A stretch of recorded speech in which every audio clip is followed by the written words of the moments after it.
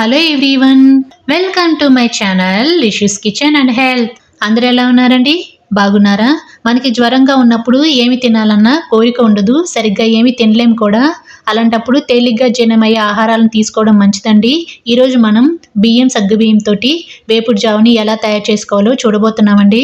ముందుగా స్టవ్ వెలిగించుకొని ఒక మట్టి పాత్ర పెట్టుకొని దాంట్లోకి 2 టేబుల్ స్పూన్ల సగ్గుబియ్యం వేసుకొని లో ఫ్లేమ్లో ఒక 5 నిమిషాల పాటు దూరగా వేయించుకోవాలండి. మంచి సువాసన వచ్చేంత వరకు వేయించుకుంటే సరిపోతుంది. ఇలా గోల్డెన్ బ్రౌన్ కలర్ వచ్చిన తర్వాత ఒక ప్లేట్లోకి తీసుకొని సగ్గుబియ్యాన్ని పూర్తిగా చల్లారనివ్వాలి.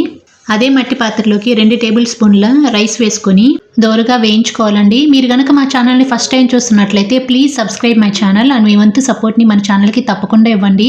1 టీ స్పూన్ జీలకర్ర, 4 నల్ల మిరియాలు వేసుకొని ఒక 2 నిమిషాల పాటు అంటే గోల్డెన్ బ్రౌన్ కలర్ వచ్చేంత వరకు వేయించుకోవాలి. ఇలా గోల్డెన్ బ్రౌన్ కలర్ వచ్చిన తర్వాత స్టవ్ ఆఫ్ చేసుకొని ఇలా వేయించుకున్న బియ్యాన్ని ఒక ప్లేట్లోకి తీసుకొని పూర్తిగా చల్లారనివ్వాలండి. చల్లారిన తర్వాతే మిక్సీ పట్టుకోవాలి.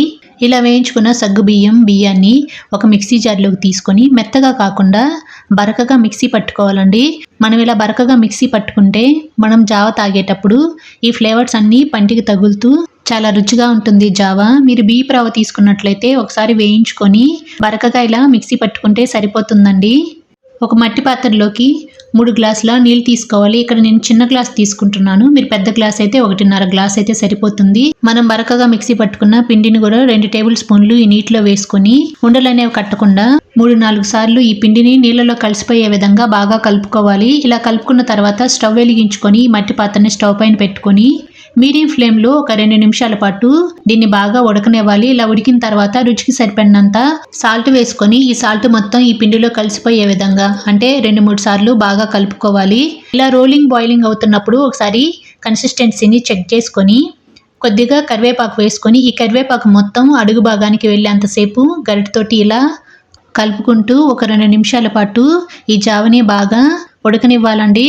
ఇలా థిక్ కన్సిస్టెన్సీ వచ్చిన తర్వాత స్టవ్ ఆఫ్ చేసుకొని ఈ జావని కొంచెంసేపు చల్లారనివ్వాలి. ఒక 2 నిమిషాల పాటు చల్లారనిస్తే సరిపోతుందండి. ఇలా గోరువెచ్చగా ఉన్నప్పుడు ఈ వేపుడు జావని గరిటెతోటి ఒకసారి కలుపుకొని ఒక సర్వింగ్ గ్లాస్లోకి సర్వ్ చేసుకుంటే మనకి ఎంతో రుచిగా ఉండే సగ్గుబియ్యం జావ రెడీ అయినట్లే.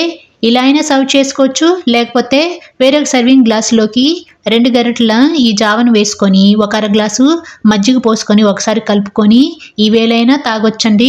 బరువు తగ్గాలనుకునే వాళ్ళు కూడా తప్పకుండా ఈ వేపుడు జావని ట్రై చేయండి, మంచి రిజల్ట్ ఉంటుంది. సో ఇలా జ్వరం వచ్చినప్పుడు, నీరసంగా నిస్సత్తువుగా ఉన్నప్పుడు ఈ వేపుడు జావని తప్పకుండా ట్రై చేయండి. ట్రై చేశాక ఎలా వచ్చిందో కామెంట్ బాక్స్లో మీరు నాతో షేర్ చేసుకోవడం మాత్రం మర్చిపోకండి. అంతేనండి, మా వీడియో కనుక మీకు నచ్చినట్లయితే లైక్ చేయండి, మీ ఫ్రెండ్స్కి రిలేటివ్స్కి షేర్ చేయండి, కామెంట్ చేయండి, సబ్స్క్రైబ్ చేయండి. Thanks for watching.